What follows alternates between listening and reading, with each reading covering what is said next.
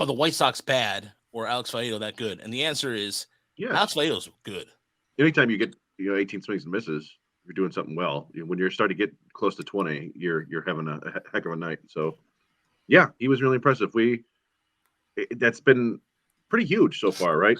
He came up for Turnbull, who wasn't giving him innings. You've got Wentz, who hasn't been giving him innings. You've got Boyd, who hasn't been giving him innings. So you needed somebody. Erod has had a couple rough starts his last two, but up until then, he was doing great. And Lorenzen has been a decent innings eater. So you need a third guy, and Fido has been coming up huge. So yeah, I think you're right to point out that he's the story of the game. First off, tonight, I thought he came out early. He had the glare and the shadows in his favor, and got off to a great start. They couldn't. I mean, you could just see a couple of those at bats. No, they couldn't see the ball. He took those first couple innings and he really built on it from there. I mean, Steve Stone was just raving about his slider. I was impressed. I thought he threw the changeup to a couple righties. It looked really good, and I don't know if he'd been doing a lot of that. So that was pretty impressive. You know what? That's 4 starts for him now, and he has not gotten rocked off the mound. He's given up a few home runs, but nothing egregious.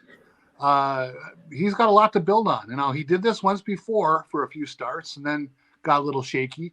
So we want to see him try to extend this as far as he can.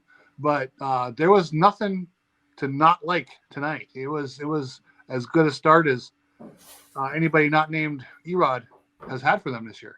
I just kind of had a question because I know we talked about it in the offseason about him changing his arm angle and how Avila kind of had him alter that. As you guys think that has played a big role in kind of his resurgence in a way and how he's looked a lot better as a pitcher? That's why I wrote an article about it, John, because I felt like that was something that played up. And the thing is, sometimes unless you're watching the stuff in Toledo or you're watching people pitch on a regular basis, it's hard to tell because you can look at a box score and go, well, that doesn't really look really good. But it's not, when you're looking at minor league players, is the sum of their box score. It's more than just a box score. You have to look at a situation where, for example, early on, like this, a prime example of this, Will Vest. Will Vest did not have his fastball going at all until later on, and he was still getting hit up. But his fastball is getting back to what it was, the velocity was last year. Because in spring training, it was like 91, 92. Early on in Toledo, it wasn't that effective. But then Vest started coming on, and then now he's been a completely different pitcher. It's the same thing with Faedo. There are a couple things with Fido. Like, he pitched well last year, and I think, but then there was an injury, right? Like, right. He got injured, and that's kind of been a story for him in pro ball. He's been dealing with a lot of injuries, so you just kind of got to hope that he can get through that. But the big thing I've noticed, and I was talking to John, ESPN tweeted this out, that Fido is the first, or he's just the third Tigers pitcher in however many years to have a start with 10 strikeouts, no walks, and 3 hits or fewer. And it's him, Denny McLain, and Anibal Sanchez going back. So you're going back 50, 60 years. And you notice the big thing with him is the drop in walks right now. Right. He was walking guys at like a 10% clip last year. It's down to like 1%, 2% this year. He's throwing tons of strikes.